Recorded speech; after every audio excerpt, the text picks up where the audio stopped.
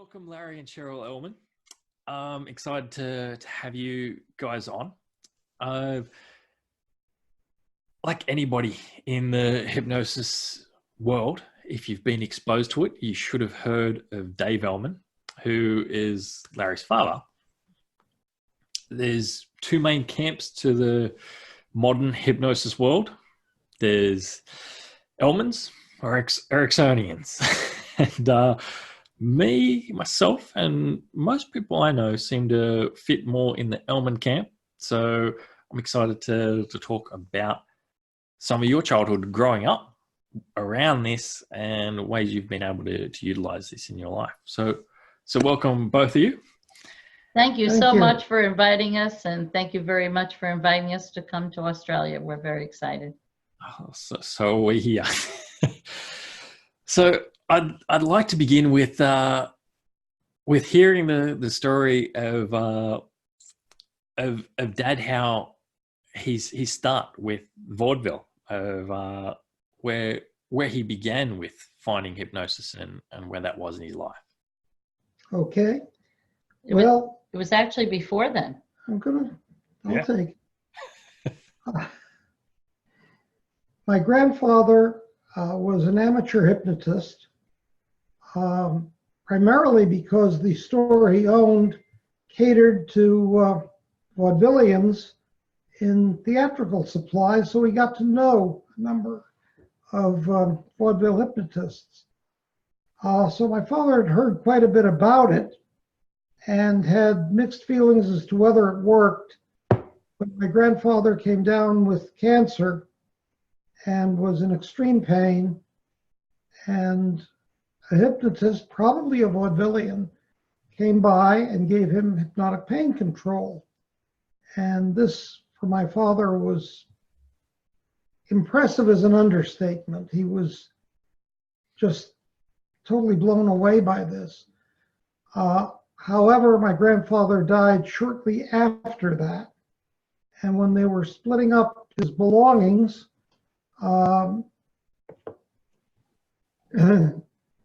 my father ended up saying he wanted my grandfather's library, which none of his siblings were interested in. So here you have this 8-year-old getting a pretty big set of hypnosis books, many of them well beyond an 8-year-old's comprehension, and just starting to read them. Then he began going around and asking the various doctors such questions as, why do all these books have eyes as part of an induction? What's special about the eyes? And a number of other questions and a number of things from the books. And finally, he began experimenting on his classmates. And he was on the playground steps of the Fargo, North Dakota Junior High School when he decided to try to put a subject under, immediately emerge them, put them under again and emerge them, what we today call fractionation, but the word didn't even exist. He tried it, and the person went almost immediately into somnambulism. My father was very pleased with this, but also kind of amazed.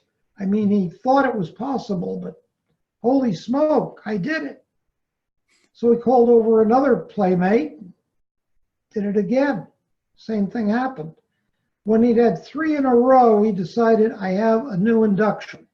And he proceeded to use that on his classmates for quite a while until he went to use it on a young lady he was trying to date, and her father became extremely upset. And my father had a choice of his love life or his hobby. That stopped the hypnosis for a while. Now, because my grandfather had passed away, my grandmother's running the store, and all of the siblings in the family are working because the only way they can make ends meet. Now, I'm sure you've heard of kids saying in teenage frustration, if you don't do it my way, I'm going to run away and join the circus. And none of them ever do. Well, my father's line was, I'm going to run away to vaudeville, but he did. And so at age 16, he was in vaudeville. Now, in vaudeville, every vaudeville performer is an understudy for somebody else. If Joe comes down with a cold, Tom does his act. So Dad was an understudy for all sorts of people, and it's how he came to be pretty good in the entertainment field. The one thing that doesn't have an understudy usually is the stage hypnotist. So my father volunteered for that. After all, he'd done quite a bit in the junior high school. And he quickly found that the stage hypnotists of other vaudeville troupes were more skilled than he, because they'd done it more. But he knew more of the theory, because he'd read it more. Mm. So he set up to make a trade with them. You show me your craftsmanship, I'll show you why it works. And this allowed him to expand and to increase his knowledge, and he was a fairly well-respected stage hypnotist when vaudeville went broke. Why did vaudeville go broke? Because of the advent of cheap movie theaters. Yeah. My father finds himself in New York with no job, no money, and New York is very anti-hypnosis, so he sure ain't going to make his living that way. And he therefore begins making his living with other things he'd learned in being in the vaudeville troupe. Singer, stand-up comic, musician, whatever he could get. In the middle of all of this, he starts being a songwriter for W.C. Handy. If anybody is a student of jazz, they'll recognize the name. W.C. Handy was a major figure in the development of jazz in America. Anybody working for W.C. Handy, when it came to copywriting his songs, they were copyrighted as if written by Handy himself. If you'd done a specific, very, very excellent job, Handy might sometime allow you to have the copyright in your own name. I have the copyrights on Dad's writings. Yeah. Yeah. Atlanta Blues is one of his. And Oh Papa. Oh Papa, and a whole bunch of them. I'll have to get you to send me that list. I love jazz, so and blues. So okay. We're going to have to touch bases on this. I'll be excited. But at any rate, by this point in his life, my father had a strong ambition that he wanted to be in radio. Radio wouldn't have the anti-hypnosis bias. It was a new technology. He saw it as a good place to go. So he went into radio. He became, within the radio community, fairly famous and well known, but not to the general public, because he was usually the writer, the director, so on and so forth.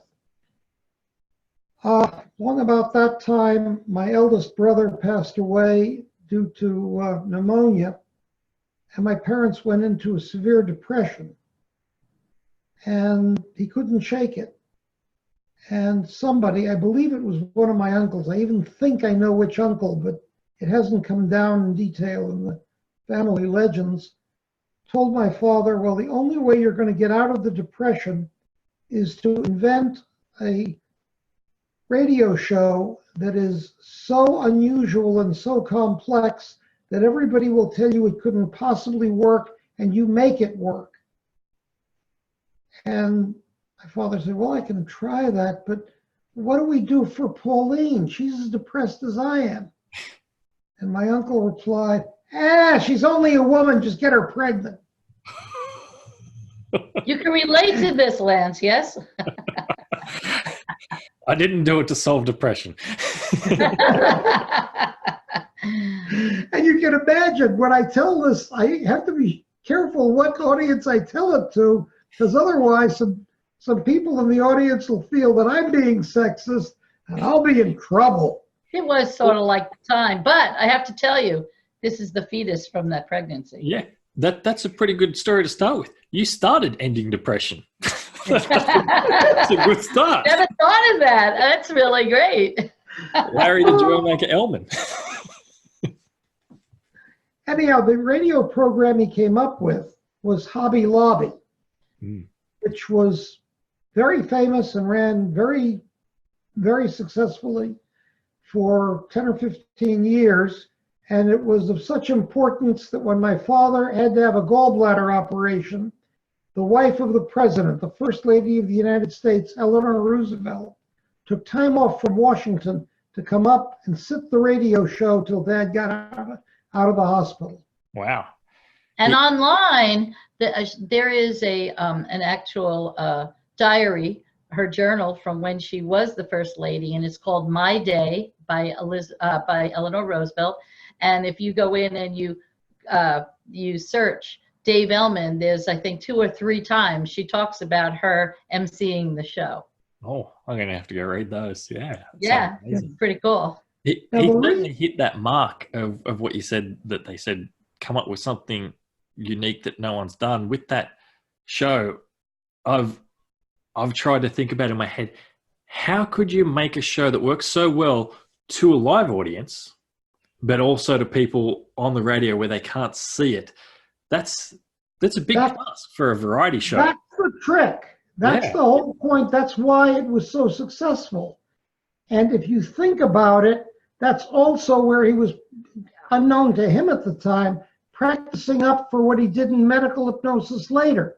If you can get a split audience to react simultaneously, it means that you're handling your verbiage, your body language, and everything else in a manner that causes a slight delay on one side and a slight speed up on the other, and you get both of them laughing at the same time. So during our course, we'll listen to at least one segment of Hobby Lobby, where you get to hear how he's doing it. And there's certain excitement in his voice that draws in the radio audience, and he's actually very quickly repeating, or what he's seeing, he's actually doing reflective listening, but out loud, so he's like watching, he's describing, and keeping both sides engaged. So it's really interesting to listen to. Yeah, I imagine it will be. Exciting. To give you an idea of some of the guests he would have on there was a guy who collected woodpecker holes. He didn't want the woodpeckers. He didn't want the nests. He didn't want the eggs. He wanted the holes.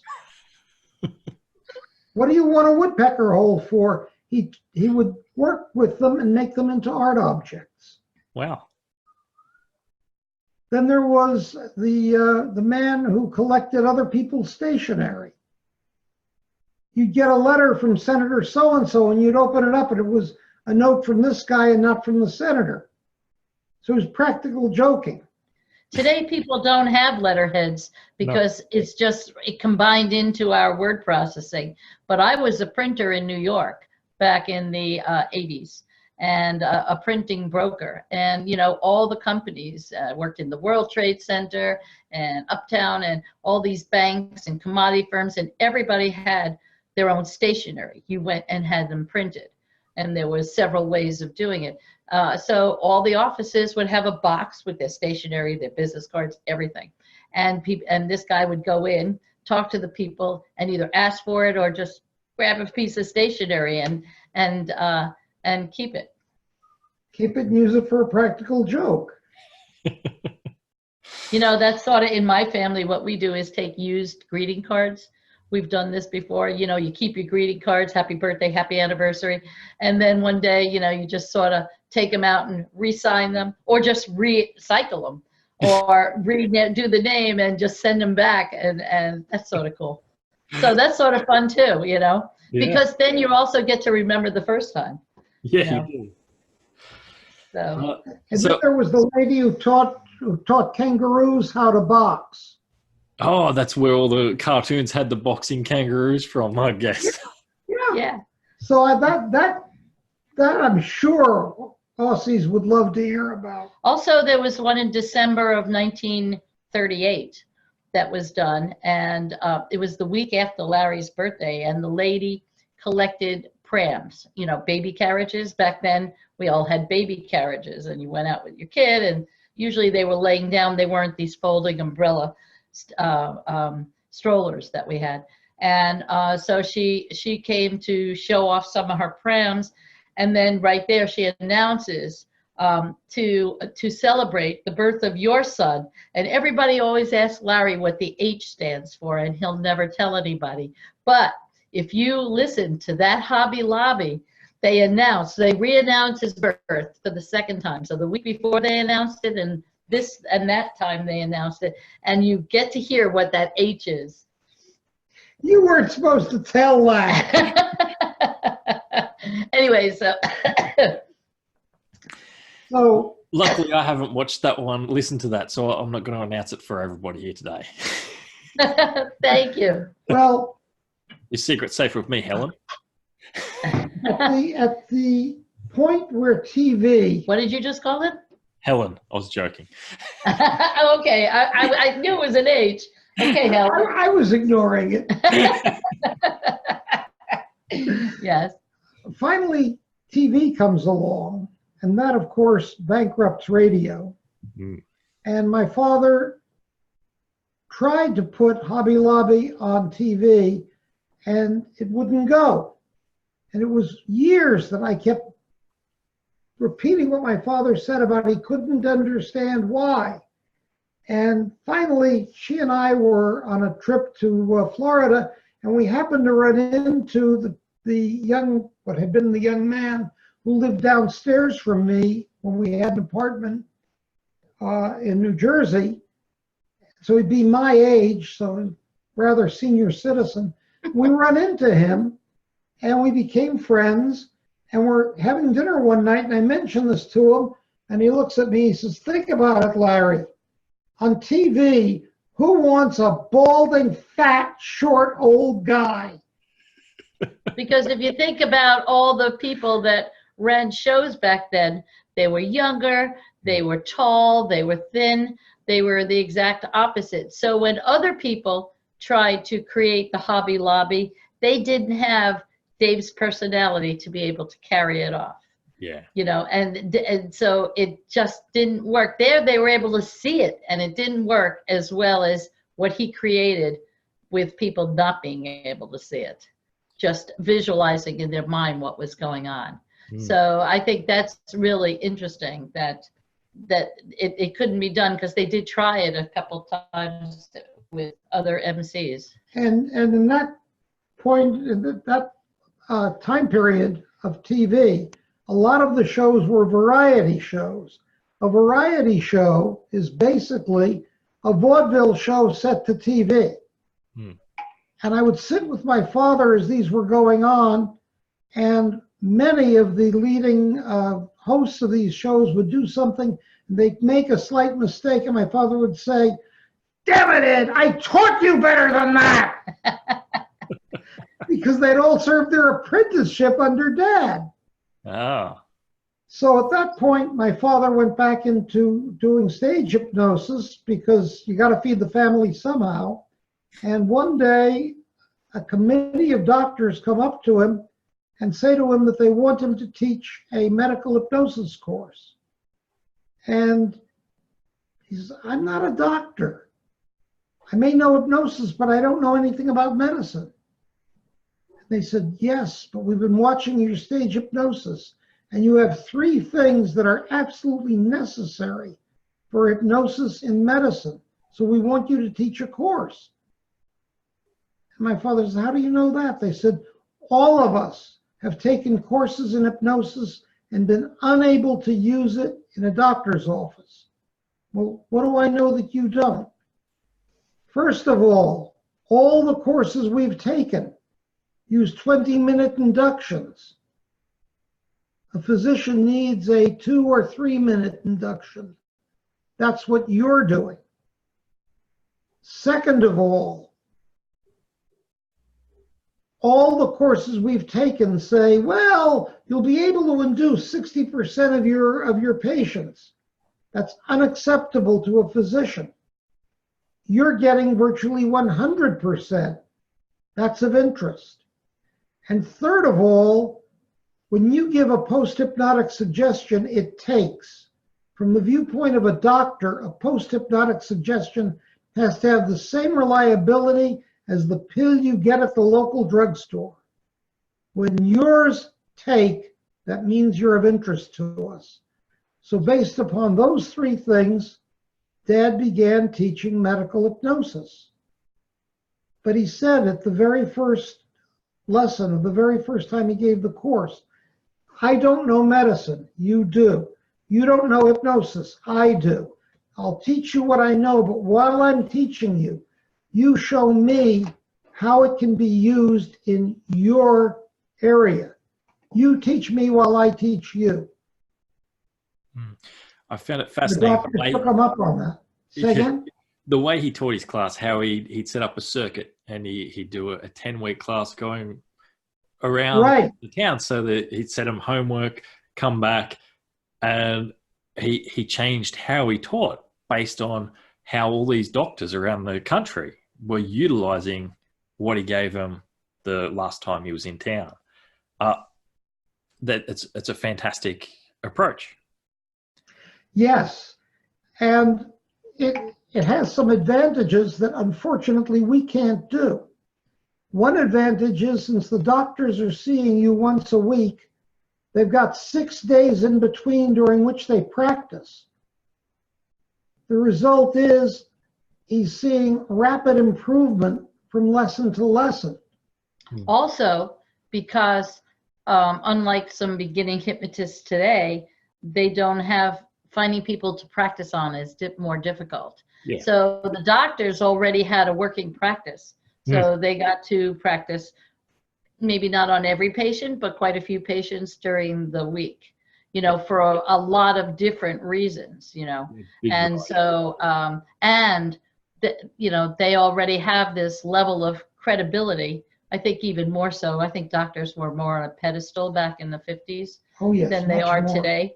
But, you know, so we listened to them, and, you know, we took them at their word. And that was part of what Dave is a phenomenal hypnotist, because he had confidence, because he had credibility. But more than anything is, people would come in to his class. They were, when the doctors brought their patients, sometimes to work on, or the nurse or their wives, here they're learning, you know, that this is the guy that's teaching their doctor. He must be really good, you know. And so they're coming in with that expectation, you know. So and that makes a big difference also in your numbers. And also he had confidence and the expectation within himself. Of course they're gonna go. Yeah, he has prestige in the suggestion with that they're already pre-hypnotized beforehand, and the doctors have that as well. Of when they're going out to practice, they've already got prestige with their clients. So it had a snowball effect. I can really see. But I've got to give it to Dave of growing up where he did, and at the time he did, with the education that he would have had, especially going out in vaudeville as a teenager. He obviously wasn't university educated. He wasn't even high school. He never finished high school. Back then, he was born in 1900. Many people did not finish high school. He obviously did really well with educating himself to get places. I'm assuming from when you were saying about the fractionation, how he'd worked out to do that in the schoolyard, I'm assuming he's read Bernheim and made some links of, well, let's just speed this process up. Yeah, that's exactly where he got it from. And in fact, as I mentioned, the word fractionation hadn't been invented yet. My father and all of his classes referred to fractionation as 3 trips to Bernheim. Oh, there you go. That was literally what he called it. And that was another good thing, because in our course that we're going to be doing with you, we're going to be playing some of the recordings of Dave. And So there's one of the recordings where he describes how he deduced all of that from the Bernheim book, you know, and you get to hear his thought process and how he got there. So it was very cool. It's I've got the book here somewhere. It's a pretty hefty book for somebody to read who's young and doesn't have a huge education. So, but I once remarked, I was with Shelley Stockwell Nicholas. You may know Shelley? Yes. Or you know of her? yeah. Yes. I was with her at a conference she was running, and the question of Bernheim came up, and I said kind of embarrassedly, I've started the book many times, but I've never been able to get through the whole thing. I said this with embarrassment because I'm in the midst of a bunch of very good professional hypnotists. And Shelley looks up and says, I got the same problem. I wasn't able to finish it either. Which just backs up what you just said. But it is a tough read. Yeah. Can you imagine a kid, by the time Dad hit that one, he's probably 10, a 10-year-old trying to get through Bernheim? Yeah. So like, even though Dave did not graduate high school, he, like Larry's got 22 bookcases filled with books in this house. Just in this room alone, there's 12. And a lot of history, a lot of world history, a lot of aviation, naval, I mean, you name it, and fiction. So, in fact, your minor was in literature, wasn't it? It's Elizabethan literature. Yeah, so aeronautical engineer and Elizabethan literature. That's quite the yeah. So Dave also was an avid reader, had lots of books, and he was a real Civil War buff as far as the history. So he also was very into history as the story of people, which is what Larry also is. So he was very well self-educated. My father also never finished high school, but well-read, well-educated, always had his own businesses, and was a whiz at math. So, you know, I think there was more of that back then than possibly today. You know, today we go to school. Well, he must have really carried it well because, well, doctors these days have this prestige of what they expect from an educator now. And I know back then it was even more the case that you had to hold yourself quite well to be able to get their respect, to sit there and listen to you for quite a while. So he obviously looked into medical things as well and made sure he was on top of the ball before he walked into some of those rooms. He always carried with him a medical dictionary. I have the last one he carried. He may have carried more than one. I thought it was the first one, but I look at the date and it probably wasn't. But it's a hefty, several pound book. It's not, you know, light thing, big. He always carried it to class. If a word came up in class that he didn't know solidly, he looked it up immediately. And there are words that today we use that had slightly different meanings in the 1950s. And there are a number of places where we use the word in the way Dad taught it and have to go and say the definition of that word at the time my father first used it is thus and so, and quote from the dictionary because there have been changes in language. Mm-hmm. But he always carried that with him. That doesn't surprise me. It sounds like him. A point where you, I, and Cheryl are probably similar, and that is if you love learning, you love history as well as technology, as well as whatever, you're fairly broad. Mm. I was working on a doctorate in aerodynamics, and the aerodynamics prof stopped the class one day and said, I want all of you to write down on a piece of paper what profession you'd have been in had you been born 100 years earlier than you actually were. You all did so and handed them in. Do you know what all the aerodynamicists studying for a doctorate wrote down? designing clipper ships. Now think about the beauty of a clipper ship. Think of its effect on the economies of the time. Think about the romance of it. Yeah. And air. And the study of air. It's so clear, you know? So I think people tend to pick as their love something that you can see a continuity across these various uses. Yes. And my father's love for history and his love for hypnosis and so on and so forth all form a pattern. By the way, the love for history, he was about 12, 13 years old, and he was an ice cream hawker at the local vaudeville theater. That's how he always got in free. And he had to bring his homework along one night, so he's sitting doing the homework, waiting for the intermission when he'll start selling the ice cream. And he looks up kind of disgusted, and he says, history, it's a pain in the whatever. He says, who cares about the Battle of Bull Run? And his boss, one-legged man, looks up and says, I care about it. It's the last place I saw my leg.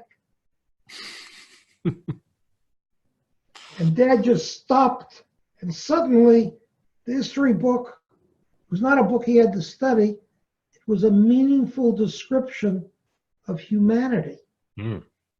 So he stopped and he talked with that theater owner, the one-legged theater owner, found out what it was like to have been around during Abe Lincoln's election, what it was like to be at the Battle of Bull Run, what it was like to then be a cripple but still in the army during the remainder of the war.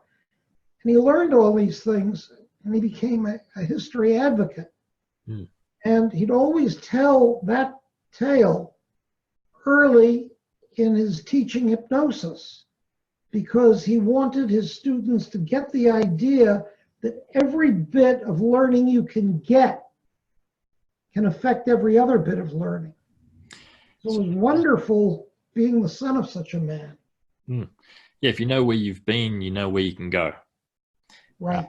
So if you know your history of whatever field you're in, there's going to be extra things you can find. Like fractionation wouldn't be here the way it is if he hadn't looked at the history with Bernheim and gone, well, this guy's come up with this. How about we do it faster? Drop them in and out straight after one another, rather than notice this pattern that people go deeper after a bunch of sessions. So exactly.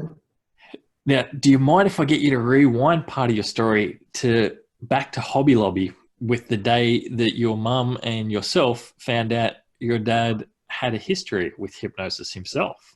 Oh, yes. Yes, yes. This is one that I get a kick out of telling this one.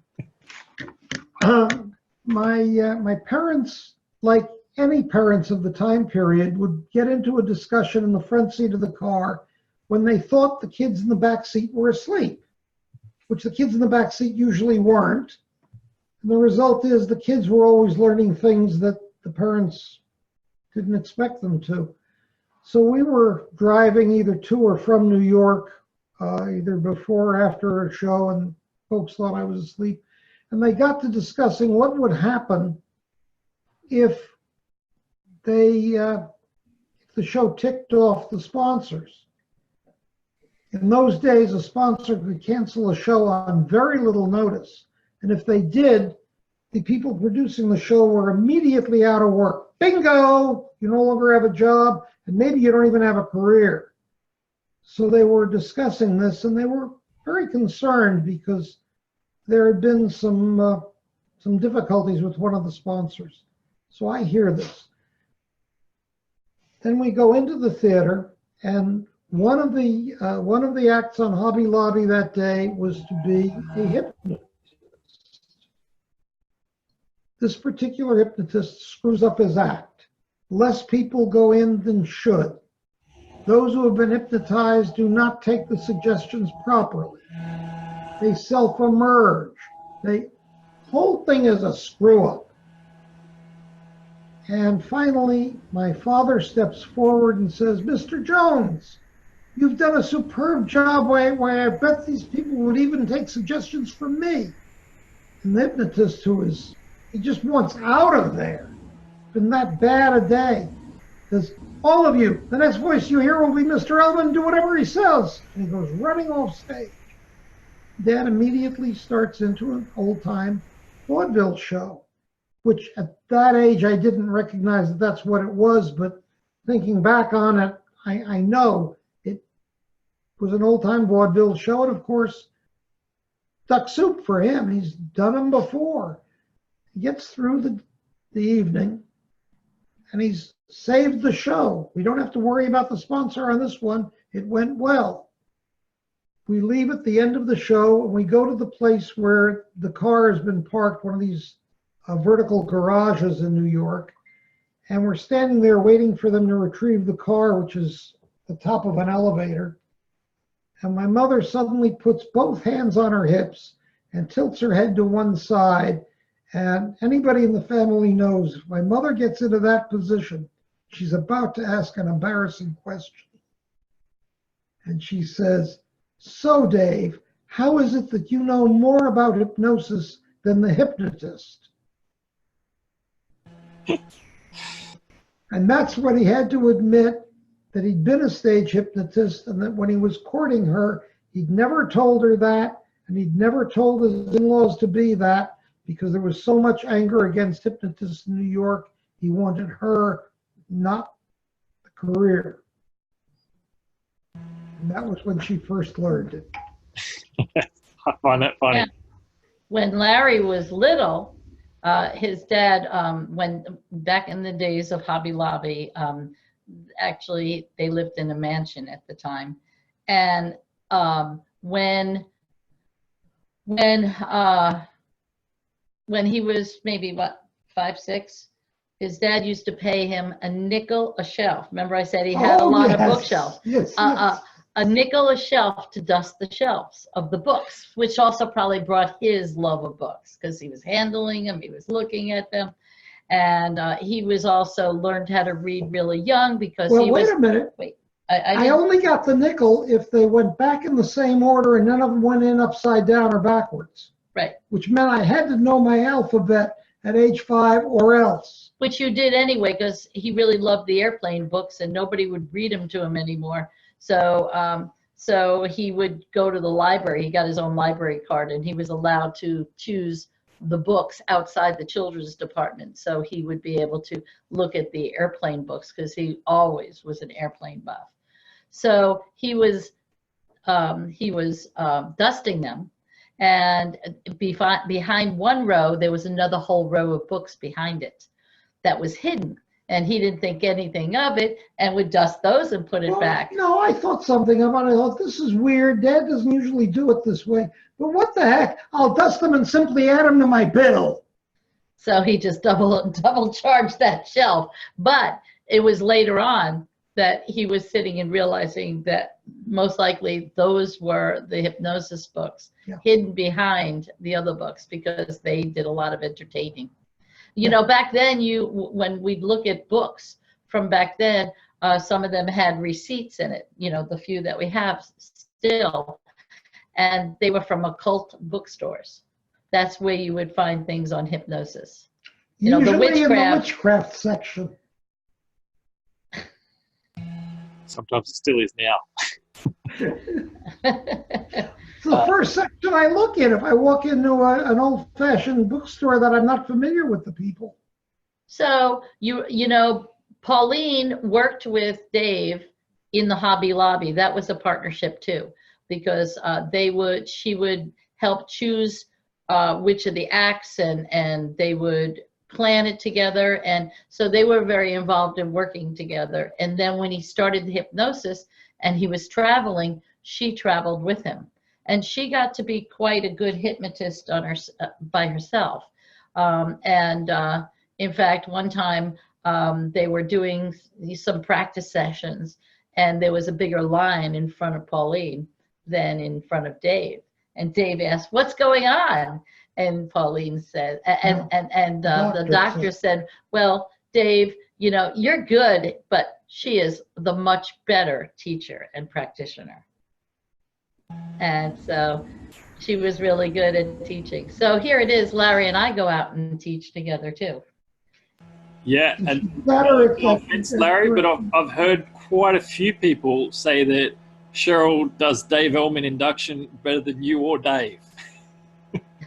Oh, that's nice. Thank you. I don't think it's better than Dad, but it's definitely better than I. I've come up with more modifications for this day and age. Now, I do want to ask you a question now, Cheryl. I want you to tell a story of that parallel of the surprise for the wife to find out about this history of hypnosis, of the importance of it within somebody's life and the skill that they've had. Yeah. Well, I originally met Larry. We met actually at Office Depot, and that's a whole story. And he was had a little computer company, and he started out as being my computer consultant. And in short, I decided it was cheaper to marry him than to keep paying for consultancy. So I knew he did that, and I knew he had been an Air Force colonel and an aeronautical engineer. I knew all this about him. And when we were getting married, he went to a nutritionist, and she wanted to see me. We were just dating at the time, actually, still. And so I went with, and he actually, I think the time before that, when he had gone without me, he was looking at her a diploma from Jerry Kind, who used to be in Fort Lauderdale area, from Omni Hypnosis, made out to her for hypnosis. And so she's looking at him, looking at the diploma, and she's going, Elman. And then she looked at him. Is there any? And he goes, yeah, that was my father. So now she has this in her head. So the day she had me come in with him, since I was doing a lot of the cooking, she wanted me to understand, because I love Larry and he is a rocket scientist, but when told he needed to eat protein, he had to ask, what's a protein? And she goes, something, well, if it had a mother, it's probably a protein. So, I mean, he really didn't know. I mean, what he knows in aviation was really lacking when it came to nutrition. So she had me come in because I was preparing a lot of the food, or we'd go out to restaurants. So I had a better understanding to help guide him, which he did. He lost 82 pounds. 82 pounds seeing her. And so to be blunt, I would not have lost anywhere near that much if I hadn't had her help. Yeah. We love the dietitian, and she did me a lot of good, but she needed an assistant. Yeah, I need somebody doing that for me. So anyway, so when we were there that day, she had been doing ballroom dancing, and then she had hurt herself, and she wanted to go back into it, but she was afraid, you know, that she was going to hurt it. It was either her leg or her back. Yeah. And so she asked him to hypnotize her, and I just looked. I said, "What?" I said, "He doesn't know how to do it." Oh yeah. So I went out and he hypnotized her, and she did go back to ballroom dancing. And so when I got out in the car, I said, "What do you mean? What is it with this hypnosis?" You know, and so he explained a little about his dad, and that was basically it. It wasn't until now I had known about hypnosis because I had stopped smoking a few years earlier than that. Maybe, I think it was maybe 6 years earlier than that. Up in New York, I had been hypnotized. I was 2.5 to 3.5 packs a day. So, and I got hypnotized and never smoked again. So it wasn't until, so that came and went. And then it was when Sean Michael Andrews came to interview Larry about his dad. And he found him through his little computer company and my arts and craft company, that he had a division about aviation, 100 years of flight in down in Florida. And he tracked us down to up here and came and interviewed him. And he stuck my hand to the table. He stuck my hand to my head, and I went, I want to do this. So So he trained me, and at the same time we started going to our first conference, and that's when we had no idea. I mean, he knew a lot of people read his dad's book, and he would get some inquiries occasionally, but when we went to the conference is when we realized how widespread and how popular Dave Elman's teachings were. So that was like a real surprise for me. And so I've been sitting through classes for years with Sean Michael Andrews, Jason Linett. We taught one with Jason Linett, Larry. So I've absorbed a lot over the years too, which I love it, and I love it. And I love playing with it, you know. You just never know what you could do. So I enjoy teaching with him, and I also enjoy presenting. So it was like just recently in New York, at HypnoBiz New York, somebody asked me, can you create catalepsy of the tongue? And I thought about it. I said, well, why not? I said, you want to try? So I did. And so now I've added that into my repertoire. If you can't do the eyes, try the tongue. So, I mean, it's fun to have fun with it.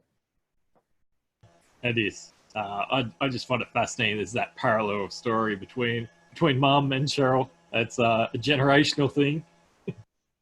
Oh, and when I realized how parallel it was in a recording an album I put out of Dad's work and my work, I devoted an entire track of that album to comparing Cheryl and my mother and describing what a good hypnotist my mother was and how proud I am of Cheryl. So, yeah.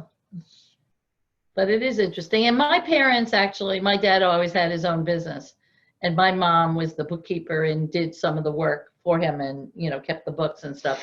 So I was used to, you know, my parents working together, although she also had other jobs. And so that was, you know, similar. But I wish, you know, we don't have, we're traveling. We travel the world. We've taught in 17 countries thus far, and adding 5 new ones this year, all if everything goes right.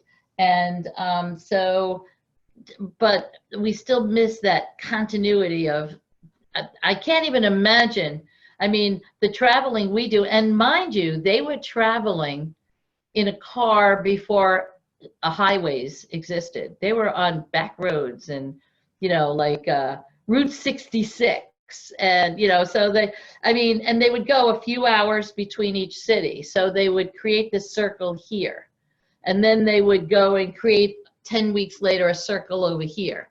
And then at one point they did a 2-week, a double rotation. So then it was 2 weeks between classes because they did an inner circle and an outer circle and came back. So each hotel expected them. They were like, it was like, you know, they would come regularly. So they were expected. They would get mail there. I got to insert one. It's not connected with hypnosis, but it may show the sense of humor in our family. I know the story. I moved out of the dorm and moved in with a roommate into a tar paper shack. This is in Boston in the winter. Boston in the winter, in the middle of a pretty bad winter. I mean, everybody's got to do something crazy, and that was my contribution. So we're living in a tar paper shack and commuting to school. And one night, just after I've gotten ready for the shower, and all I've got on me is my underwear. And my roommate remarks on the fact that there's a rip in my underwear. And I said, I'll probably throw this away later. And I yanked the elastic band, and it snapped. And the result is this torn underwear gets around me.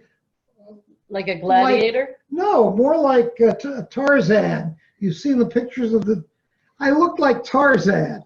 And just at that moment, one wall of the tar paper shack goes down into the snow outside.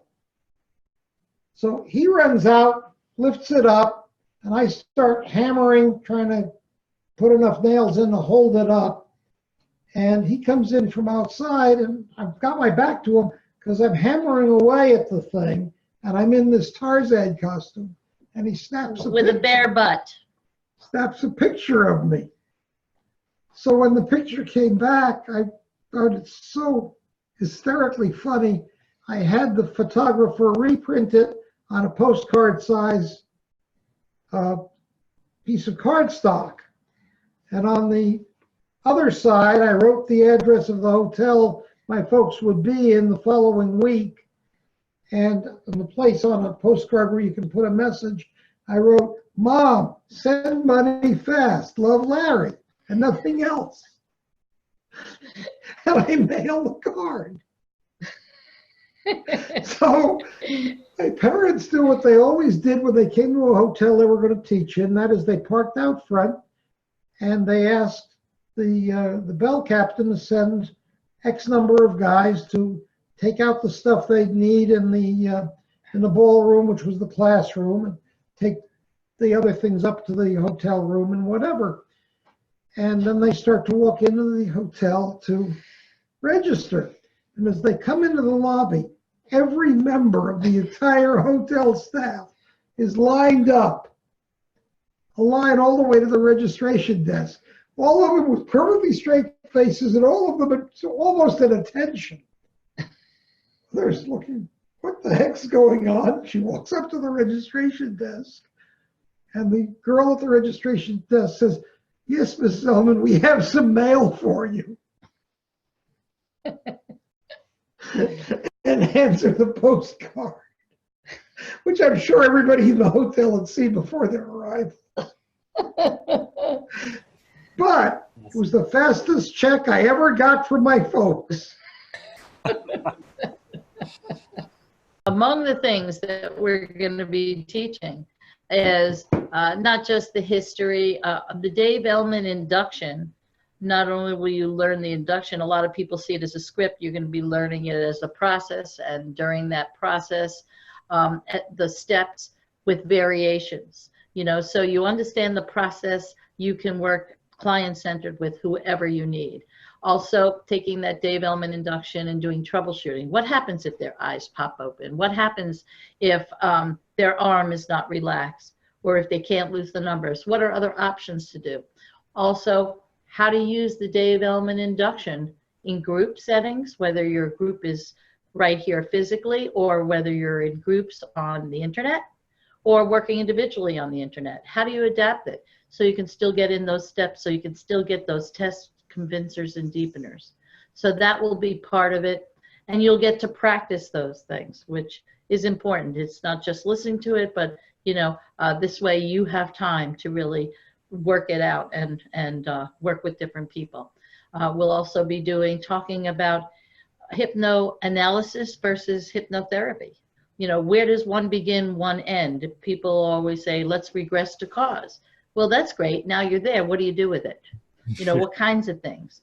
You know, the Elman stuff is great, but also can be blended with other things. I think if Dave were alive today, he would have continued creating this evolution of his course, because working through the doctors and having them do field testing, things were changing. Larry took the course 3 times, and there were different renditions and new things each time he took it. So what would it be like today if Dave was there? You know, and people have modified, you know, like Jason Linnett's modification of the DEI is great, you know, because I love the way he brings in a little bit more permissive into it, so it's not as you know, you're going to lose the numbers 10 times deeper, you know, double, as opposed to as much as 10 times deeper. You know, remember, there's a difference in the sociology of the client. Right. In my father's day, because as she said, the attitude towards the physician was different than it would be today, or than it is towards a hypnotist today. A hypnotist who's a practitioner, a clinician today, has a great deal of respect, but has not got the same power that a physician had 60 years ago. Mm-hmm. And so you've got an entirely different sociology. And for example, and my father was not dumb enough to do this, but he did have students who did things like saying, and that fat lady in the third row, we could probably get her to reduce. Now, try saying that in a classroom today. Yes. No way. So the sociology has changed, the vocabulary has changed, and you have to integrate these changes.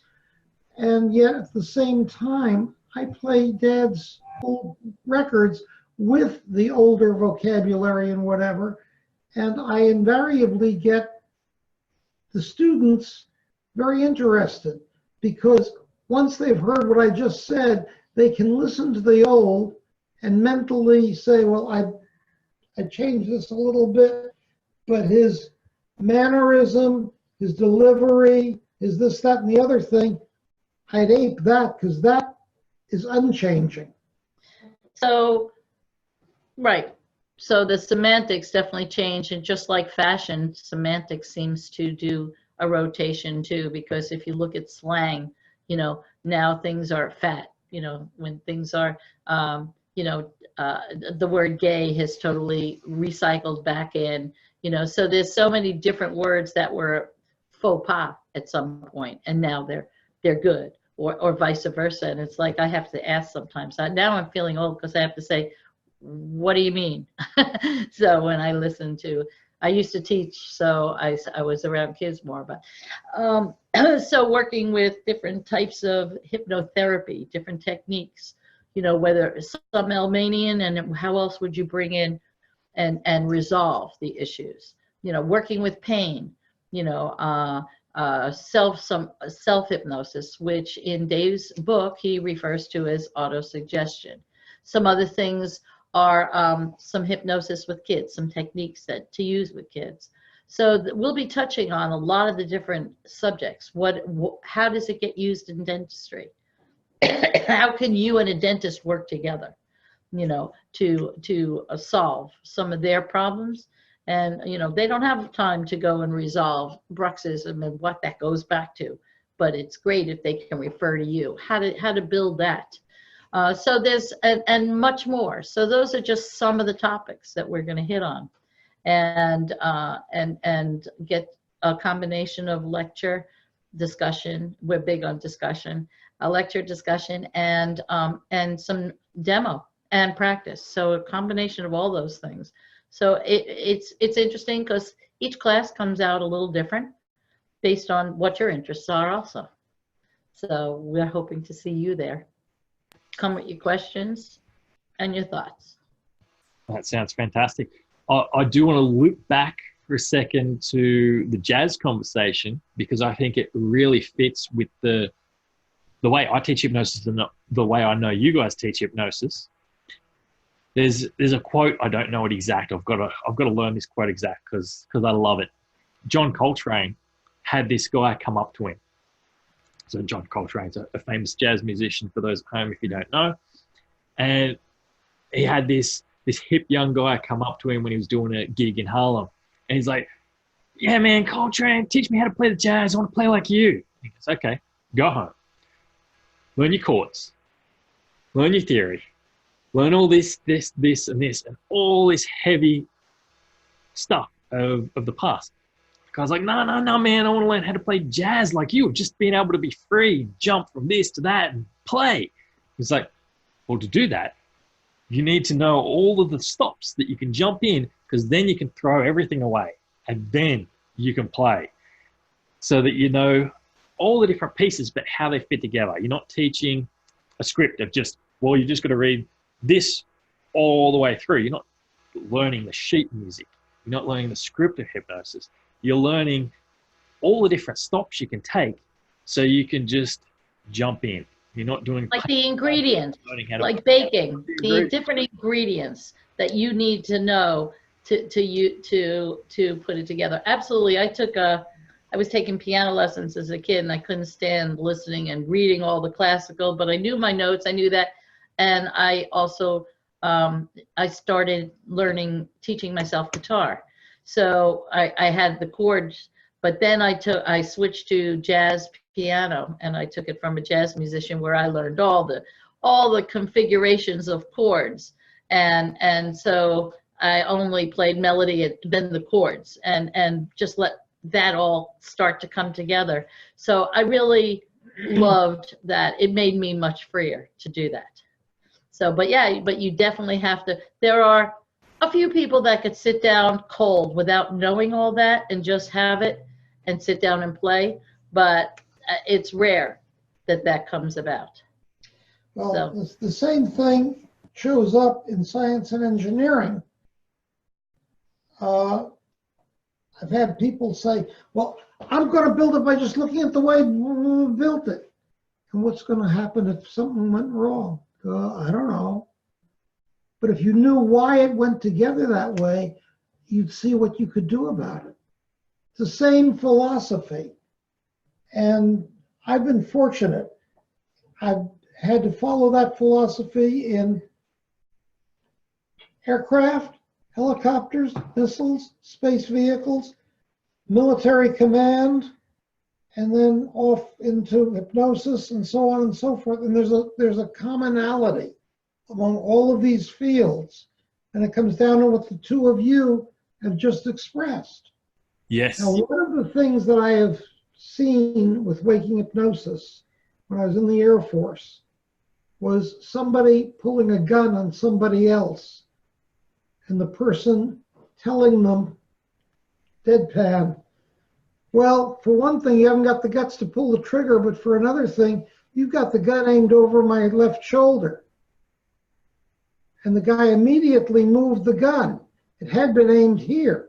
It's now pointed over there. And he kept on making the gun waver until he could get close enough to disarm the man. Weren't you that person? Yes, but I wasn't about to brag. Like it wasn't obvious over my shoulder. So I a lot with that in the clinic, that I don't induce trance, but I'll have direct communication with the subconscious with ideomotor communication while they're not in trance, like an adapted version of Bob Swan, and I certainly use the Swan as well. But I've played with it a lot where I don't do anything. I'll just be like, I know part of you wants to talk. Show me a yes. And the person will move, and I'll be like, not you, I'm not talking to you. And then the other part will, and it will. And you can do it straight away. So if you're like what you said, if you're direct and sharp and quick with it, it can happen. To just give us a very brief rundown for those who don't know of what the difference is with Dad's 3-minute routine, or what's now known as the Dave Elman induction, compared to the other stuff that was around at the time, and other stuff that still is around at the time with different camps. I think I can. There's thousands of inductions in the hypnosis community, but the most used, there are 3 that are the most used. One of the 3 is progressive muscle relaxation, where you just keep telling them to relax this muscle and then that muscle and the other muscle, and eventually you get so much relaxation they go into hypnosis. As one of my colleagues says, you bore them to death, and so they enter hypnosis. That's my feeling about it. There are people who have found uses for it, so I shouldn't be quite that dismissive, but I am. The second common one is Ericksonian, and Erickson was a superb storyteller and superb at having his story appear to be about this, but really having an implied moral over here that deals with the person's presenting problem. So he'd start telling the story, the person would get engrossed in it and begin seeing how it applied to them, and he'd do his induction that way. This takes a lot more time than what my father went for. If you've got somebody who's doing a 2-hour session as a psychiatrist, the fact that it's longer doesn't matter. My father's students were all practicing doctors. Few of them were psychiatrists, but not very many. Most of them were in other branches of medicine. My father's speed came from being a stage hypnotist. But what the doctors on the committee that recruited him pointed out was that, like the stage hypnotist, the physician is looking at a very small time limit to his induction. So the result is the Elmanian inductions tend to concentrate on getting as deep as you can, as fast as you can. How do you do that? You do it by direct suggestion. And what you also do is you intersperse each of your steps with what amounts to a test. The test becomes a convincer. And a deepener. And a deepener. Yes. Now, Here's what happens.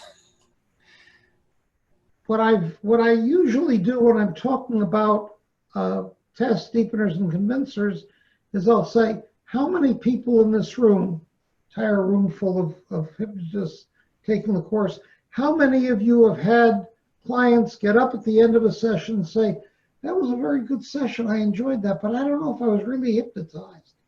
And a whole bunch of hands will go up. And I'll say, when that happens, how effective are your post-hypnotic suggestions? They're not. No. Now, here's how you get around that. That's my lead off into explaining that if in not only your induction, but throughout your session, you intersperse short tests that act as convincers and deepeners, your effectiveness goes way up. Sure does. That's basically how my father taught. So the DEI is based upon that philosophy. Now, when I took the course for the first time, was probably about the third time he'd ever taught it.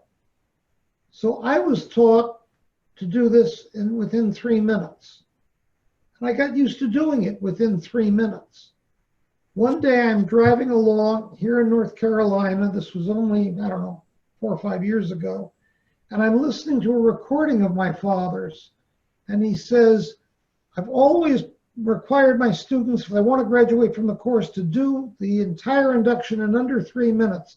But as of this class, we're getting rid of that. To finish this course, you have to be able to induce hypnosis all the way to somnambulism in under 1 minute. And I was so shocked by hearing Dad say that I jumped and 2 wheels of my car went off into the ditch. I recovered, but that's how much it shocked me. So I decided, okay, Dad, I'm going to do that. And I found I could do it, but only after a lot of practice and only after going over my induction very carefully and eliminating every extraneous word. So I can do it, but it's a challenge. I then began listening, and a number of recordings in my father's set fulfilled that under 1 minute, including a physician who did it in 58 seconds and didn't seem to have to take out a single word. He just was very, very efficient. And so, can it be done? Yes. I find it challenging, and I blame that on the fact that I'm trying to break habit patterns. But the point is, for the modern hypnotist in a clinical setting, the difference between 1 minute and 3 minutes is trivial. Yes, it's not needed. It's not needed. Stage, yes. Clinic, no. If you want to challenge yourself and see how good you are, it's bragging rights. Yes.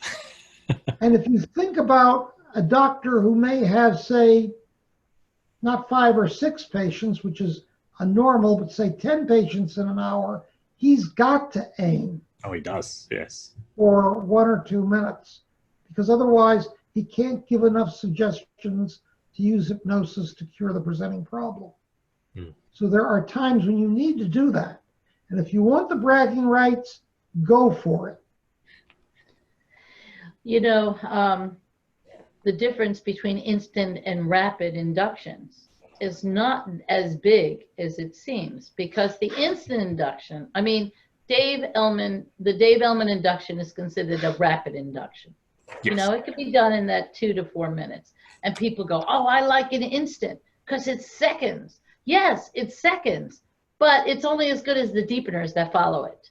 If you don't follow up with the deepeners, then they lose their trance and they come out of it. The shock is gone, the confusion is gone, and it's like, so when you actually measure the difference between them, they're probably about equal, you know, as far as, you know, they're still using about that same time period to continue that deepener to get them to get to that somnambulistic state, if that's what you're doing.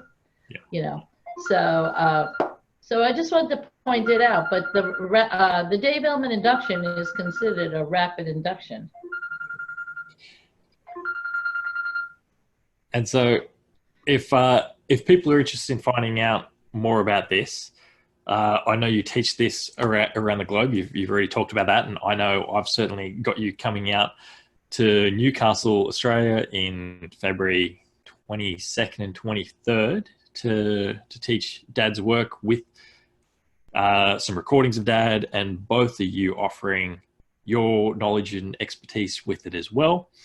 So whereabouts in the next few months will you be around the world that people can look at if you're in their area? So, and when we come to you, it's going to be a nice long day, so there'll be plenty of practice, and there's plenty of practice area in your venue, which we love. We love to get people not just to demo and do the lecture, but also for you to experience it, experiencing it both as the patient or client and the clinical person. So, and we're going to be doing, coming up in January, we are hosting Amber Cox here, both Zoom and here in North Carolina, on doing a course on emotional intelligence, and with a module, a Monday module on how to use this and bring this into medical and corporate. So that's nice. And we're doing in January, the next week, and the second weekend in January, we're doing a Train the Trainers.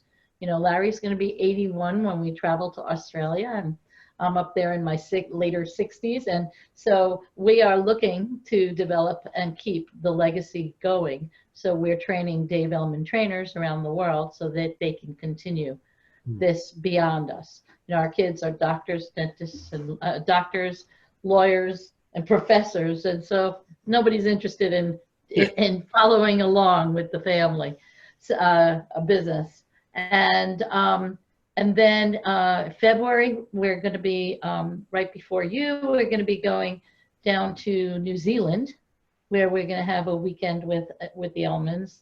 Actually, it didn't end up being a weekend. It's going to be Friday and Saturday, I think the first weekend in February. And because on Friday and Saturday, because on Sunday, Helen Midas was using the same location.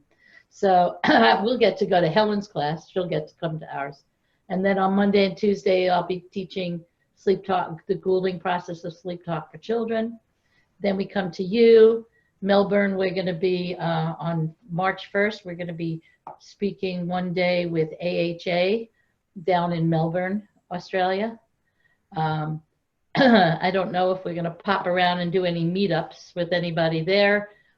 We are going out to the bush and a friend's place where we're going to feed wallabies and 30 king parrots that come down at 4:30 in the morning to feed. So that should be interesting.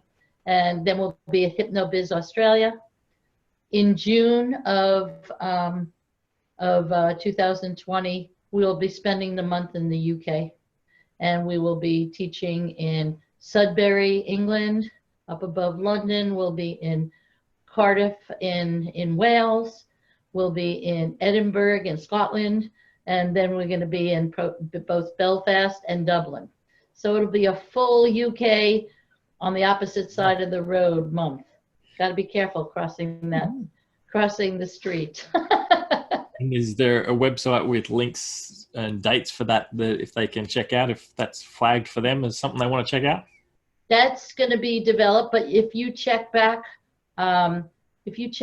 with me or ask me, but they're developing that website now, and I'm going to be putting up the dates and the contact information on our website, Dave Elman Hypnosis Institute.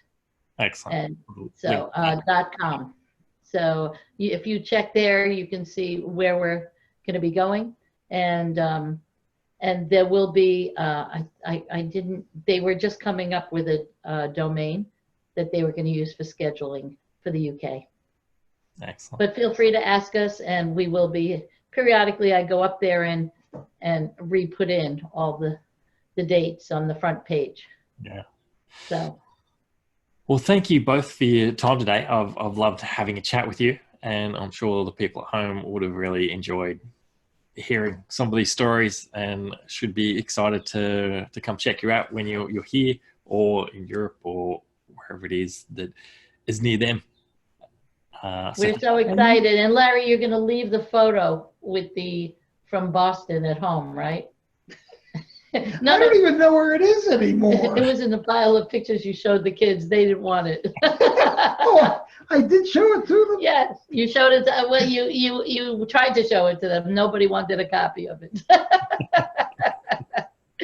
But thank you. We are so looking forward to coming to Australia, and hope that you can, and New Zealand and England. Hope you can all join us, and you can always get in trouble. You can also get in touch with Lance, probably in trouble too. And we hope you can join us somewhere, because we're not sure how long we're going to travel. This is our last trip to Australia, and probably our last trip to the UK. So we've been to England. I think this will be the 4th or 5th time. So this is it, because we're going to start. People ask us, we get phone calls from telemarketers asking where we'd like to go on vacation, and I said home. Because we haven't been there. We'd like to see it. By the way, I really have to say I have so much enjoyed working with you this afternoon. We all had a wonderful time. Yep. So thank you very, very much. Thank you.